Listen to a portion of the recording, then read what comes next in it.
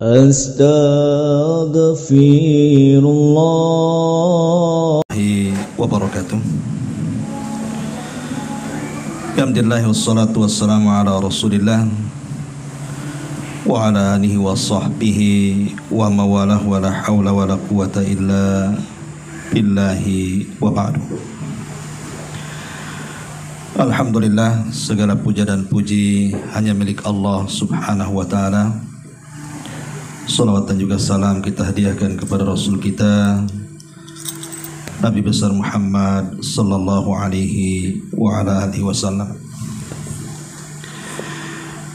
Kita lanjutkan kajian kita, masih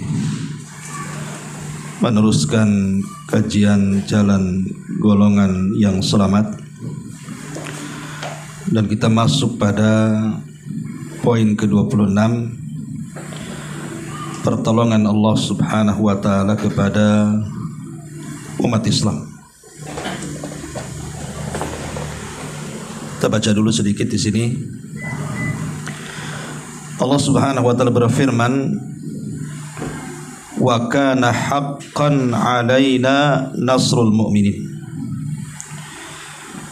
dan kami selalu berkewajiban menolong orang-orang yang beriman. Ayat Al-Quran ini menjelaskan bahwa Allah subhanahu wa ta'ala menjanjikan pertolongan bagi orang-orang yang beriman atas musuh-musuhnya. Ini adalah satu janji yang tidak mungkin diingkari. Allah telah memberikan kemenangan kepada Rasulnya dalam perang Badar, perang Ahzab, dan peperangan yang lainnya yang beliau lakukan. Demikian juga pertolongan para sahabat Nabi SAW sepeninggalnya dalam menghadapi musuh-musuhnya. Karena itu Islam tersebar luas hingga ke penjuru dunia. Bahkan Islam mencapai kemenangan meskipun melalui banyak tragedi dan musibah.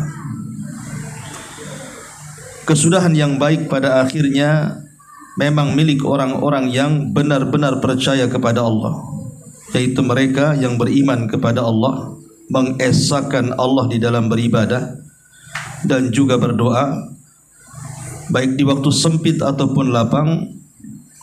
Maka renungkanlah bagaimana Al-Quran mengkisahkan keadaan orang-orang yang beriman ketika perang Badar.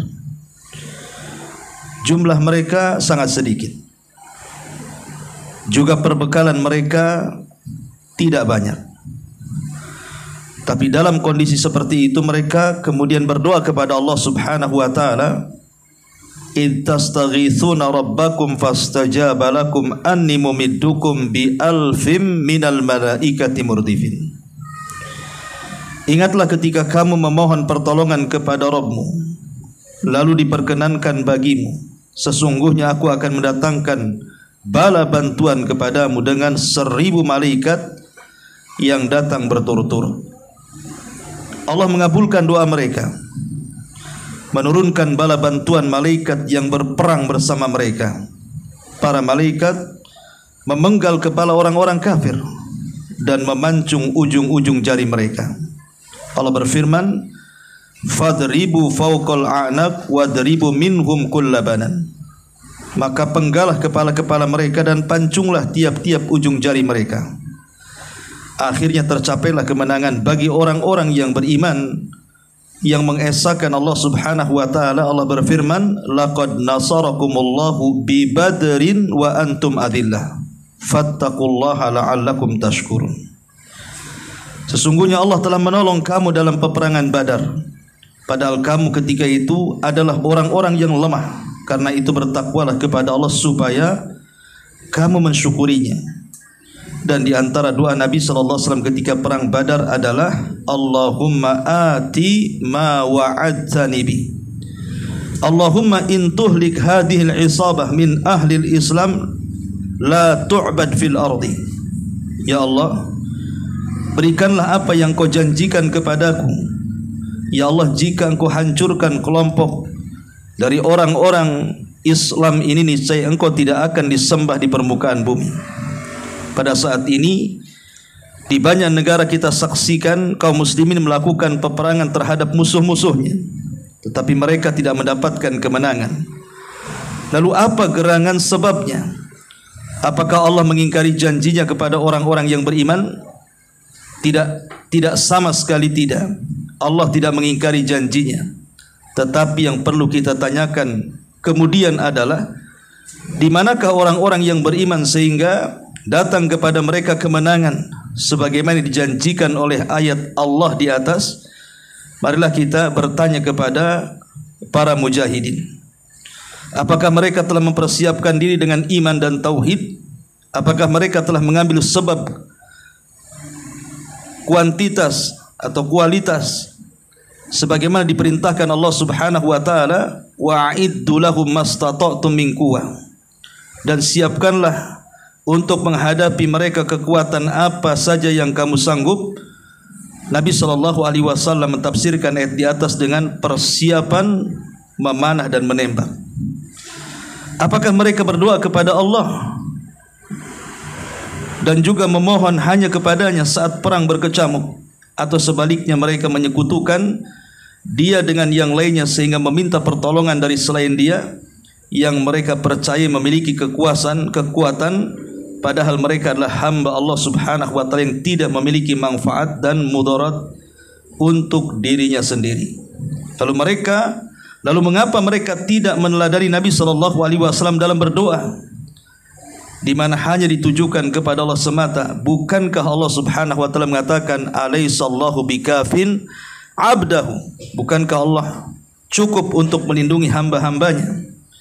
Apakah mereka bersatu saling mencintai dan menyayangi sama mereka sehingga semboyan dan syiar mereka adalah firman Allah, wala tanazzau fatabshalu wa tadhhaba rihukum, dan janganlah kamu berbantah-bantah yang menyebabkan kamu menjadi gentar dan hilang kekuatan.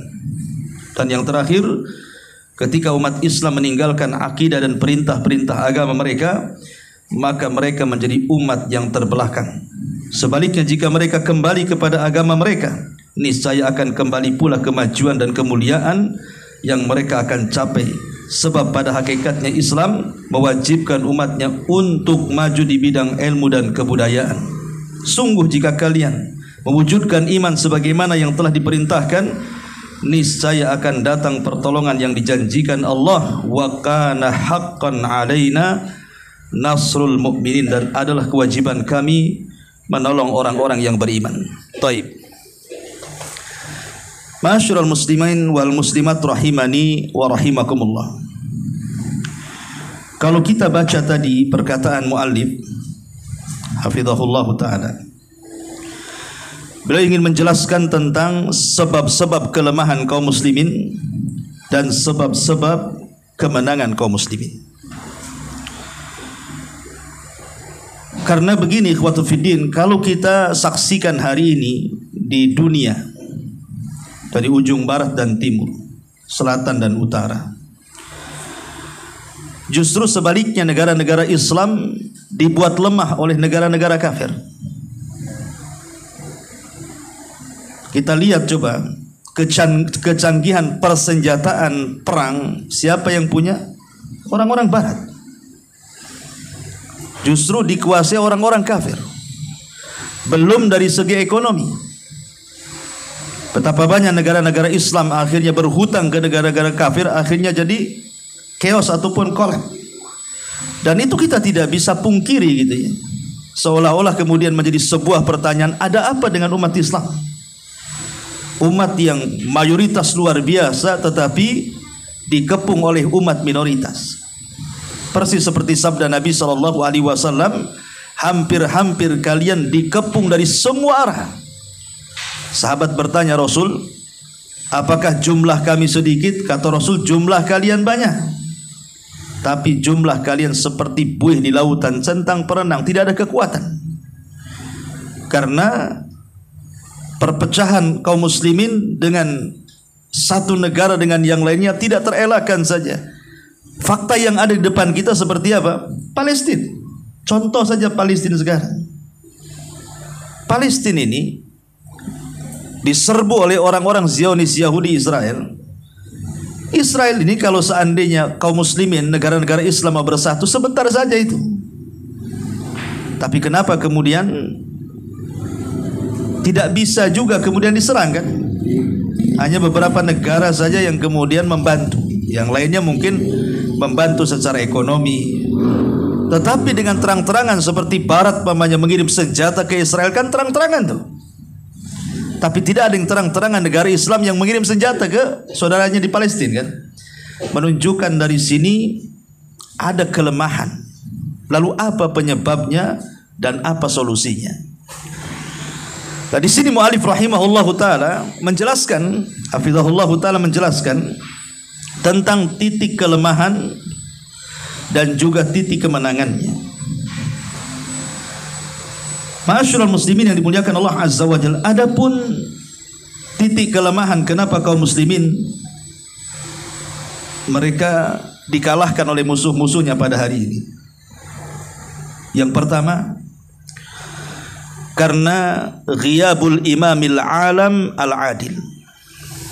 Kebanyakan negara-negara Islam itu dipimpin oleh pemimpin yang tidak adil.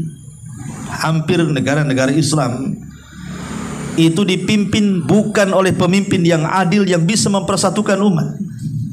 Justru kebanyakan dipimpin oleh pemimpin-pemimpin zalim. Sebenarnya kalau memang ini yang terjadi, bahwa kenapa kemudian kemunduran kaum muslimin karena dipimpin oleh pemimpin yang zalim, itu kembali kepada rakyatnya sebenarnya. Karena tidak mungkin pemimpin itu zalim kecuali terlahir dari rakyat yang zalim. Dan itu disebutkan dalam Al-Quran, wa kadzalika nuwalli ba'dadh-dhalimina ba'dhan bima kanu yaksibun. Dan demikianlah kami jadikan orang-orang zalim sebagai pemimpin bagi orang-orang yang zalim disebabkan maksiat yang mereka lakukan. Jadi masyarakat yang zalim pasti pemimpinnya zalim. Tapi masyarakat yang baik pasti menghasilkan pemimpin yang baik. Karena tidak mungkin masyarakat yang baik mengangkat pemimpin yang zalim. Hanya rakyat yang zalimlah yang mengangkat pemimpin zalim. Karena pemimpin itu cerminan rakyat. Ma'asyiral muslimin yang dimuliakan Allah Subhanahu wa taala, inilah penyebab kenapa negara-negara Islam menjadi lemah. Karena antara rakyat yang dan pemimpinnya itu sama-sama zalim masalahnya. Ya. Makanya kita heran kadang-kadang di negeri kita saja ada orang yang menuntut pemimpin itu harus baik. Pemimpin itu harus adil. Pemimpin itu harus mengayomi rakyatnya dan begitu seterusnya. Tapi yang berteriak-teriak seperti ini juga tidak ngaca siapa dia. Maunya pemimpin yang mereka pilih itu bukan manusia, maunya malaikat. Tapi rakyatnya tak mau jadi malaikat, jadi iblis pula. Ya tidak mungkin lah kan itu. Makanya kenapa kemudian di antara salah satu kelemahan umat Islam sekarang adalah karena masing-masing di negara-negara Islam itu kebanyakan pemimpinnya tidak adil. Kemudian yang kedua, hubbud dunya. Karena kaum muslimin sekarang sudah lebih mengejar dunia yang kemudian mengakibatkan takut akan kematian. Kenapa Allah katakan kutiba alaikumul qital wa huwa kurhul lakum? Diwajibkan atas kalian berperang dan itu sangat dibenci. Karena perang itu taruhannya nyawa. Ya. Ketika kemudian orang itu terlampau cinta dunia dan takut kematian, secara otomatis tidak mungkin dia menaruhkan nyawanya. Kalau sampai menaruhkan nyawanya, dunia akan ditinggalkannya. Sejak itulah maka dia atau mereka akan benci dengan peperangan. Dan ketika kemudian jihad sudah tidak ditegakkan karena orang-orang yang cinta dunia dan takut kematian, disinilah letak kelemahan kaum muslimin. Sebagaimana sabda Nabi SAW, hadis yang tadi saya baca, hampir-hampir kaum muslimin itu dikepung oleh musuh-musuhnya. Sahabat mengatakan, apakah kami sedikit jumlahnya wahai Rasul? Bahkan kalian banyak, kata Rasul. Tapi banyaknya kalian centang perenang seperti buih di lautan, di mana Allah sudah cabut rasa takut musuh-musuh kepada kalian. dan Allah Subhanahu wa taala cabut wibawa kalian. Ketika itu Allah kuasakan kepada kalian penyakit kelemahan. Sahabat bertanya, apa yang dimaksud kelemahan itu wahai Rasul? Maka Rasul mengatakan hubbud dunya wa karahiyatul maut, ketika orang cinta dunia dan takut kematian. Ini yang kedua, lemahnya kaum muslimin karena sudah mengejar dunia dan takut kematian dan meninggalkan jihad. Kemudian yang ketiga, dha'ful iman fil qulub, karena lemahnya iman. Lemahnya iman dalam hati kaum muslimin. Ketika kemudian lemahnya iman berarti mengantarkan kepada lemahnya beramal. Ketika mengantarkan kelemahan dalam beramal, maka akan mengantarkan kepada kelemahan jihad. Maka ketika itulah kaum muslimin lemah. Kemudian yang keempat, idha'atus salawat wa ittiba'us syahwat. Banyaknya kaum muslimin yang mereka mulai meninggalkan salat dan mengikuti syahwat dunia. Ingat, Nabi SAW ketika menceritakan tentang kisah turunnya Isa bin Maryam di akhir zaman, kita tahu bahwa kaum muslimin dipimpin oleh Imam Mahdi al-Muntadhar. Ketika Imam Mahdi mulai kemudian memerintahkan untuk mengumandangkan adzan, kemudian hampir mau qomat, tiba-tiba Isa turun. Kemudian Imam Mahdi mengatakan, taqaddam ya ruhallah, kalau begitu engkau saja wahai ruh Allah, maksudnya Isa, untuk menjadi imam bagi kami. Tapi Isa mengatakan, tidak, setiap kaum itu punya imamnya, kalianlah yang menjadi imam. Maka Isa menjadi makmum, Imam Mahdi menjadi imam, dan dilaksanakan sholat subuh. Baru kemudian mereka turun dan memerangi Dajjal, dan Dajjal berhasil dibunuh oleh Isa, dan tentaranya diperangi oleh Al-Mahdi al-Muntadhar dan mendapatkan kemenangan yang gemilang. Lihat, ketika terjadi kemenangan melawan Dajjal dilakukan setelah sholat subuh. Ya. Begitu juga Nabi SAW, Rasul tidak pernah menyerbu sebuah kaum, pasti Rasul sholat dulu, sholat subuh dulu. Karena Rasul tidak pernah menyerang di pagi hari, di siang hari, di malam hari. Rasul tidak pernah menyerang. Rasul kalau menyerang musuh itu pasti habis subuh langsung. Karena mengharap satu angin yang disebut dengan soba, angin pertolongan, angin berkah. Kata Nabi SAW, nusirtu bis soba wa uhlikatil adu bid dabur. Aku ditolong dengan angin pagi sebagaimana kaum Ad dihancurkan dengan angin sore. Jadi ketika orang sudah mulai meninggalkan salat, mulai meninggalkan masjid, maka ini tanda kelemahan kaum muslim. Kemudian yang kelima, adamul i'dad lil adu. Tidak adanya persiapan untuk menghadapi musuh. Tidak peduli dengan persiapan, sehingga akhirnya musuh semakin maju dari segi persenjataan, dari segi militer, dari segi apa, sementara negara Islam ketinggalan. Ya, memang kita katakan bahwa Islam itu tidak pernah melihat kuantitas. Islam itu hanya melihat kualitas. Kan di zaman Rasul pun pasukan yang sedikit bisa mengalahkan pasukan yang banyak, kan? Tentu karena kekuatan iman mereka. Tetapi kekuatan iman kita kan berbeda dengan kekuatan iman mereka. Tetap saja kita juga berhajat kepada persenjataan yang dimiliki oleh orang-orang kafir juga, kan begitu. Bahkan Islam mengharamkan jihad kalau kekuatan senjatanya tidak lebih kuat dari orang kafir dan jumlahnya tidak lebih banyak dari orang kafir. Haram jihad, itu sama dengan bunuh diri. Pamannya kita nih menghadapi Amerika, pamannya. Amerika punya pesawat banyak, punya nuklir. Kita pakai pisau dapur, nah mungkin.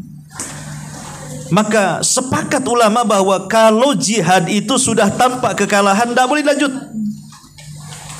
Ya. Kenapa? Karena hikmah jihad itu kan untuk meninggikan kalimat Allah. Hikmah jihad itu untuk meninggikan kalimat Allah. Makanya kemudian penting kekuatan juga untuk mempersiapkan melawan musuh-musuhnya. Kemudian juga diantara kelemahanlah tafarruq wal ikhtilaf, banyaknya perpecahan antar kaum muslimin. Lihat negeri Arab itu kan dipecah-pecah.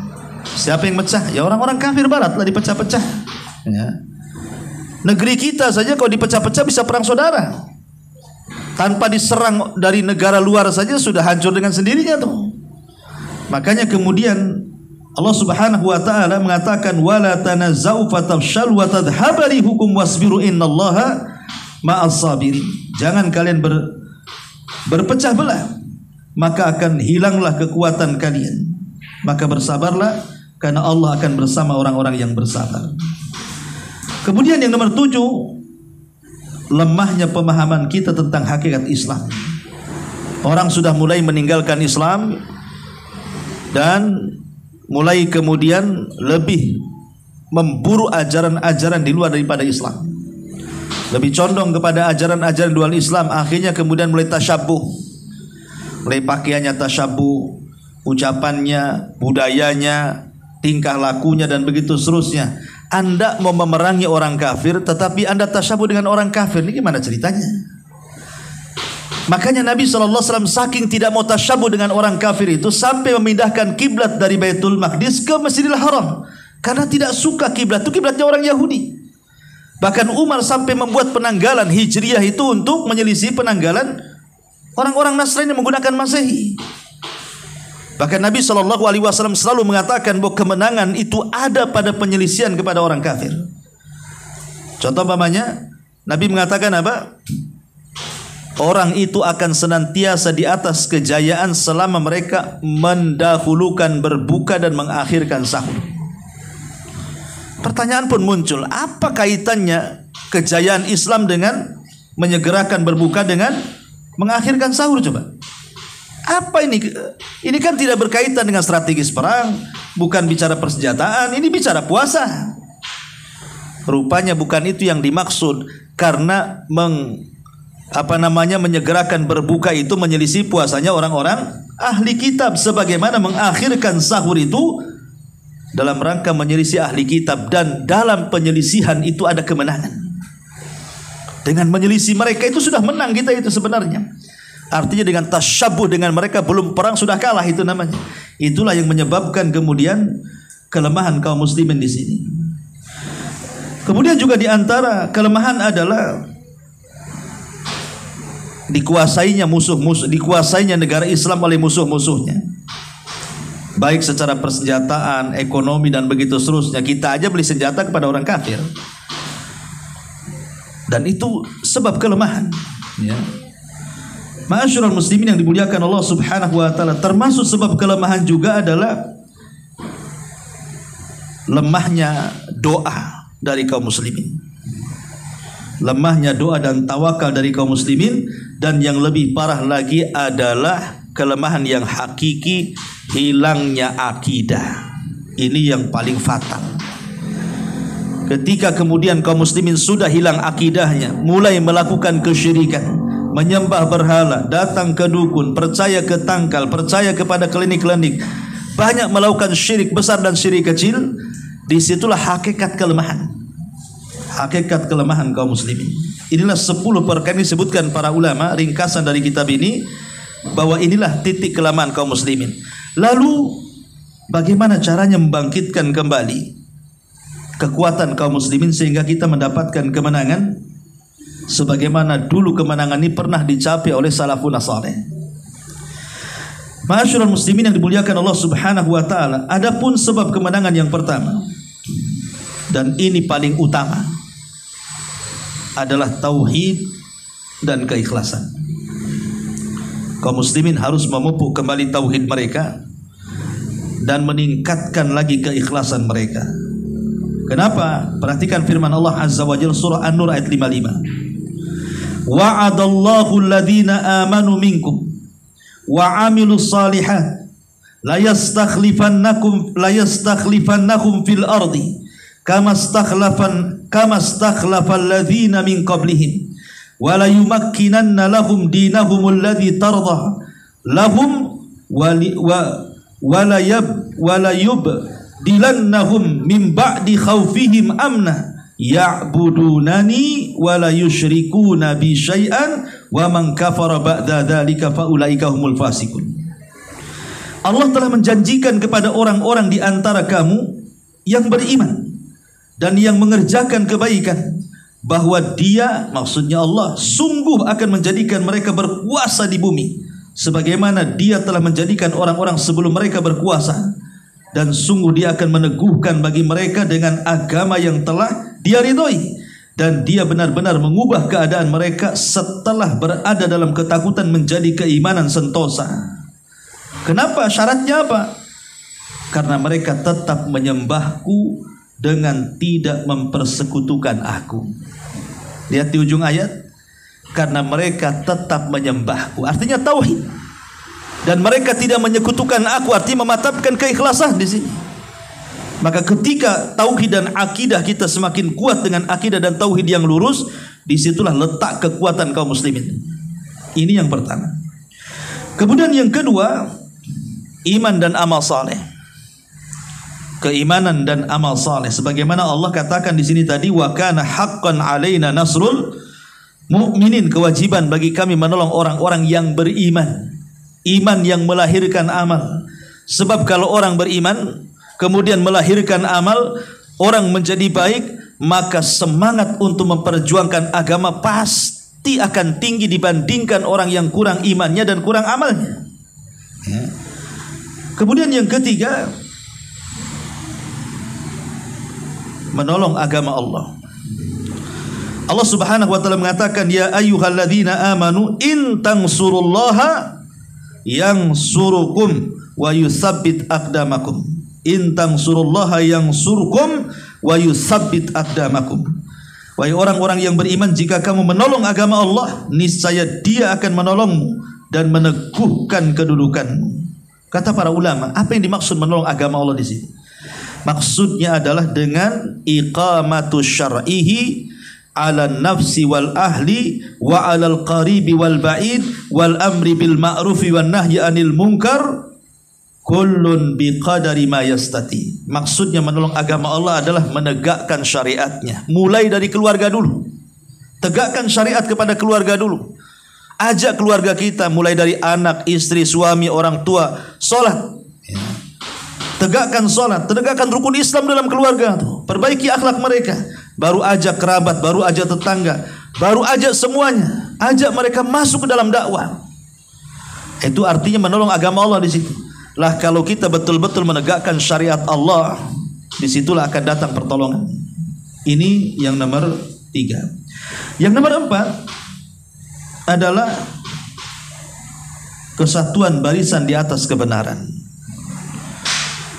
Allah mengatakan wa'tasimu bihablillahi jami'a, dan berpegang teguhlah kamu semua pada tali Allah, maksudnya kepada agama Allah.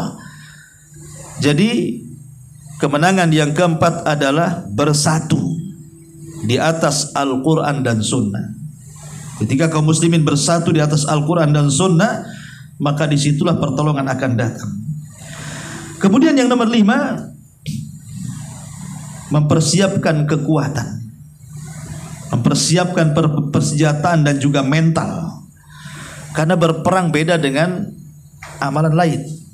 Ya, perang itu memang tidak mengasihkan. Bagaimana coba?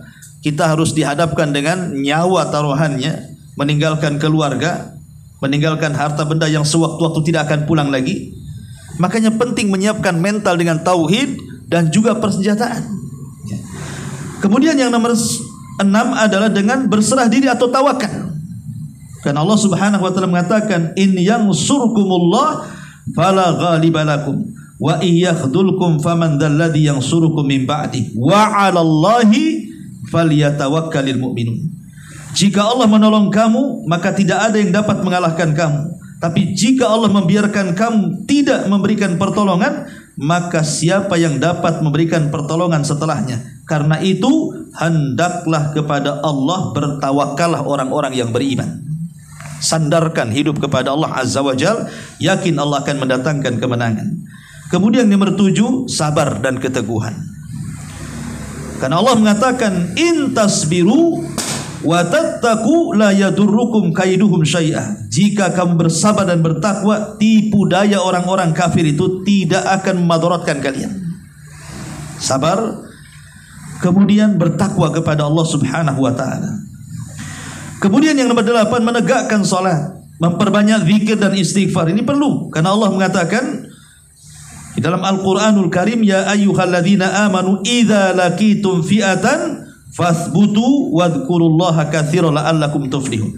Wahai orang-orang yang beriman, kalau kalian berhadapan dengan musuh kalian, maka istiqomahlah dan banyak-banyak mengingat Allah agar kalian beruntung.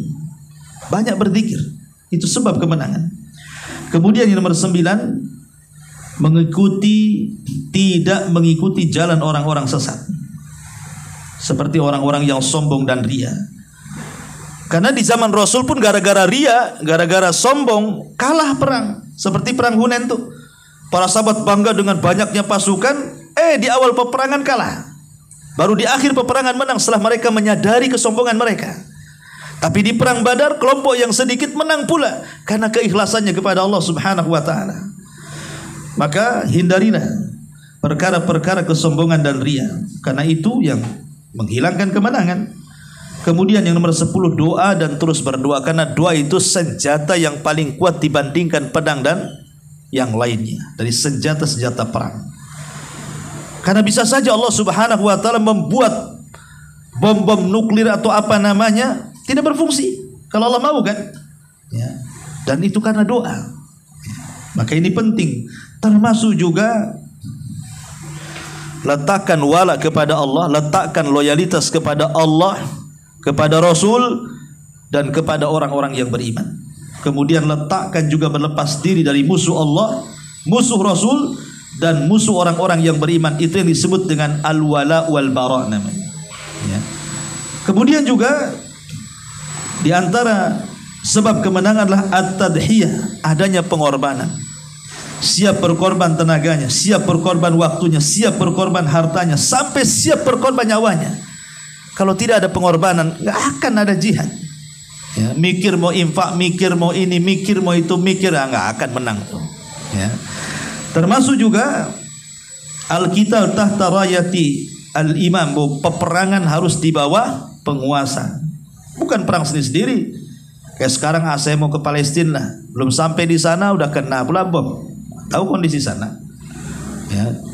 Belum lagi perang cuacanya beda, dah sakit sampai sana. Gak jadi perang. Ya. Kemudian juga di antara sebab-sebab kemenangan adalah sebutkan bahwa kita juga harus melihat sejarah. Coba baca sejarah. Bagaimana dulu para nabi berperang menang, bagaimana dulu para sahabat menang. Kira-kira apa masalahnya? Apa letaknya? Apa kuncinya? Nah, kita pelajari. Karena sejarah itu tentara di tentara Allah. Kita bisa ambil pelajaran. Ya. Kenapa kok orang dulu bisa menang? Dari putus asa dari rahmat Allah Subhanahu wa taala. Dan yang terakhir tentunya jangan jauh-jauh dari para ulama. Meminta fatwa kepada mereka. Karena bagaimanapun mereka lah orang-orang yang memang ahli di bidangnya. Baik ulama ilmu atau ulama sugur.